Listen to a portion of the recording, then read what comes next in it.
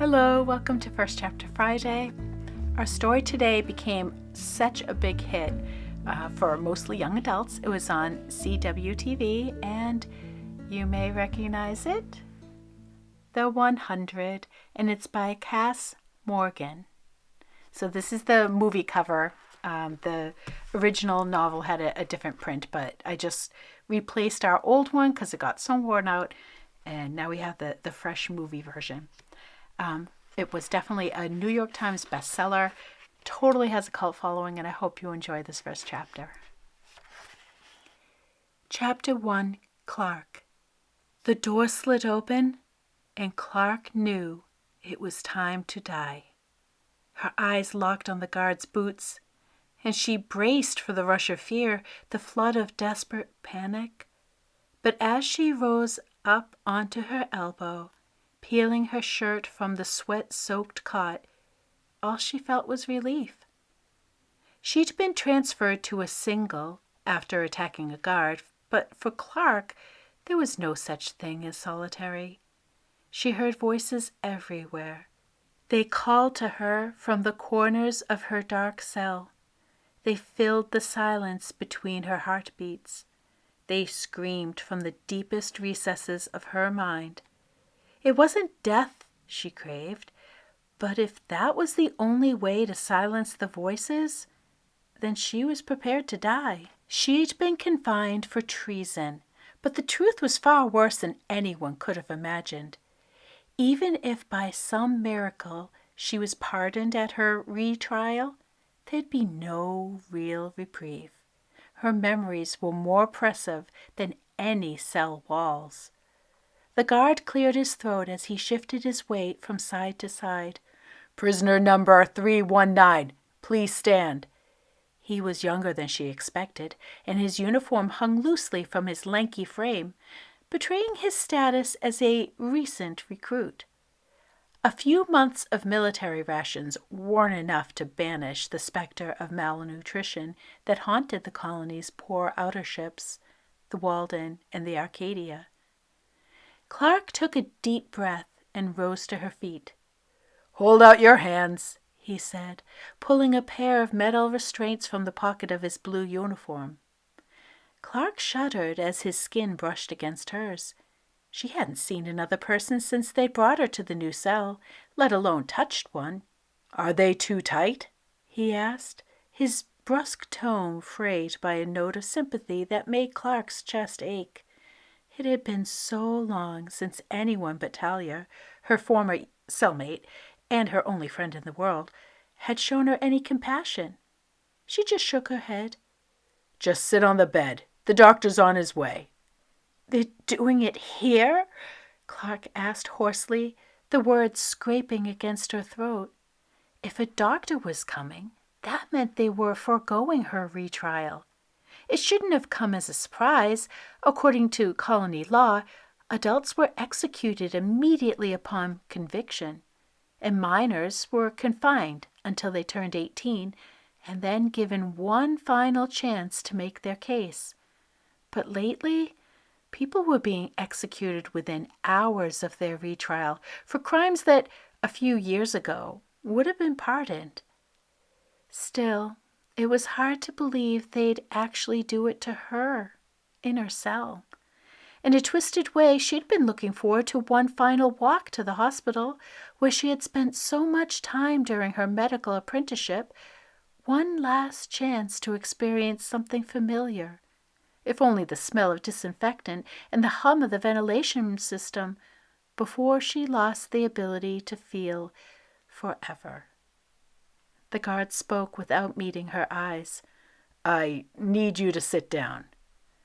Clarke took a few short steps and perched stiffly on the edge of her narrow bed. Although she knew that solitary warped your perception of time, it was hard to believe that she'd been here, alone, for almost 6 months. The year that she'd spent with Talia and their third cellmate, Lise, a hard-faced girl who smiled for the first time when they took Clarke away, had felt like an eternity. But there was no other explanation. Today had to be her 18th birthday, And the only present, waiting for Clarke, was a syringe that would paralyze her muscles until her heart stopped beating.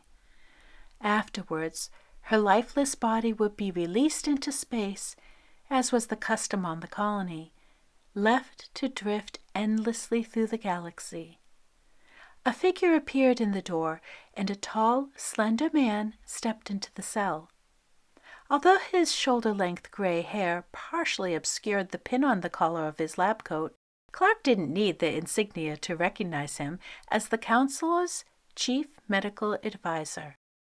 She'd spent the better part of the year before her confinement shadowing Dr. Lahiri and couldn't count the number of hours she'd stood next to him during surgery. The other apprentices had envied Clarke's assignment and had complained of nepotism when they discovered that Dr. Lahiri was one of her father's closest friends. At least, he had been before her parents were executed. "Hello, Clarke," he said pleasantly, as if he were greeting her in the hospital's dining room instead of the detention cell. "How are you?" "Better than I'll be in a few minutes, I imagine." Dr. Lahiri used to smile at Clarke's dark humor, but this time he winced, and he turned to the guard. "Could you undo the cuffs and give us a moment, please?" The guard shifted uncomfortably. "I'm not supposed to leave her unattended." "You can wait right outside the door," Dr. Lahiri said, with an exaggerated patience. "She's an unarmed 17-year-old. I think I'll be able to keep things under control." The guard avoided Clarke's eyes as he removed the handcuffs. He gave Dr. Lahiri a curt nod as he stepped outside. "You mean I'm an unarmed 18-year-old?" Clarke said, forcing what she thought was a smile. "Or are you turning into one of those mad scientists who never knows what year it is?" Her father had been like that. He'd forget to program the circadian lights in their flat, and then end up going to work at 400, too absorbed in his research to notice that the ship's corridors were deserted. "You're still 17, Clarke," Dr. Lahiri said, in a calm, slow manner that he usually reserved for patients waking up from surgery. "You've been in solitary for 3 months. "Then what are you doing here?" she asked, unable to quell the panic creeping into her voice. "The law says that you have to wait until I'm 18. "There's been a change of plans. That's all I'm authorized to say." "So you're authorized to execute me, but you're not to talk to me?" She remembered watching Dr. Lahiri during her parents' trial. At the time, she'd read his grim face as an expression of his disapproval with the proceedings. But now she wasn't sure. He hadn't spoken up in their defense. No one had.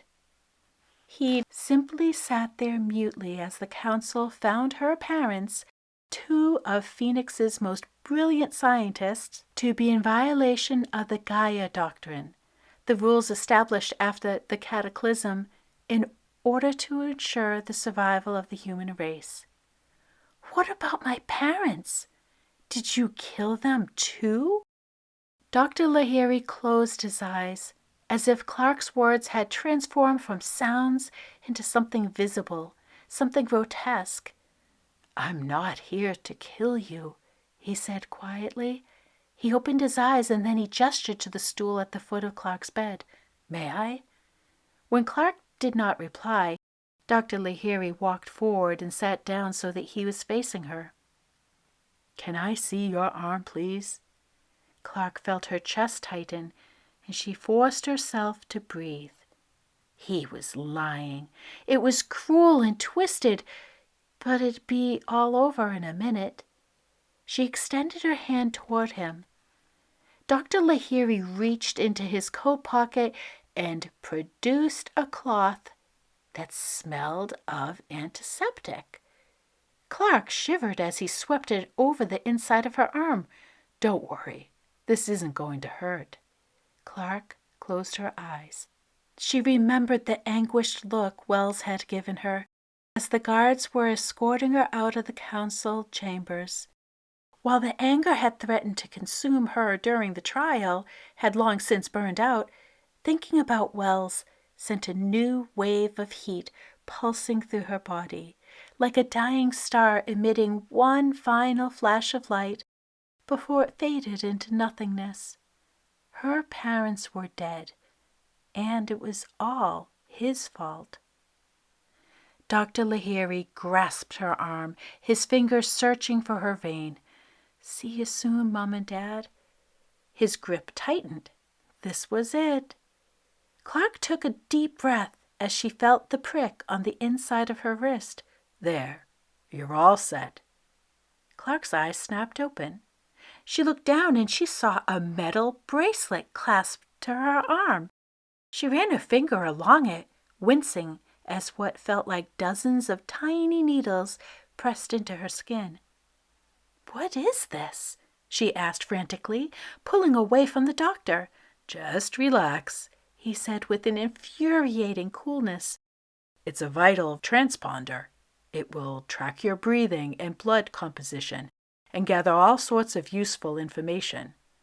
"Useful information for who?" Clarke asked, although she could already feel the shape of his answer in his growing mass of dread in her stomach. "There have been some exciting developments," Dr. Lahiri said, sounding like a hollow imitation of Wells' father, Chancellor Jaha, making one of his Remembrance Day speeches. "You should be very proud. It's all because of your parents." "My parents were executed for treason." Dr. Lahiri gave her a disapproving look. A year ago it would have made Clarke shrink with shame, but now she kept her gaze steady. "Don't ruin this, Clarke. You have a chance to do the right thing, to make up for your parents' appalling crime." There was a dull crack as Clarke's fist made contact with the doctor's face, followed by a thud as his head slammed against the wall. Seconds later, the guard appeared and had Clarke's hands twisted behind her back. "Are you all right, sir?" he asked. Dr. Lahiri sat up slowly, rubbing his jaw as he surveyed Clarke with a mixture of anger and amusement. "At least we know you'll be able to hold your own with the other delinquents when you get there." "Get where?" Clarke grunted, trying to free herself from the guard's grip. "We're clearing all the detention center today. 100 lucky criminals are getting a chance to make history." The corners of his mouth twitched into a smirk. "You're going to Earth." This doesn't tell you right off the bat, but I don't think it's a spoiler for you to find out. They're on spaceships, kind of like a Noah's Ark, after all sorts of nuclear war happened on Earth. And they were told that it's going to take, I think it was 200 years in order for Earth to get back to normal again.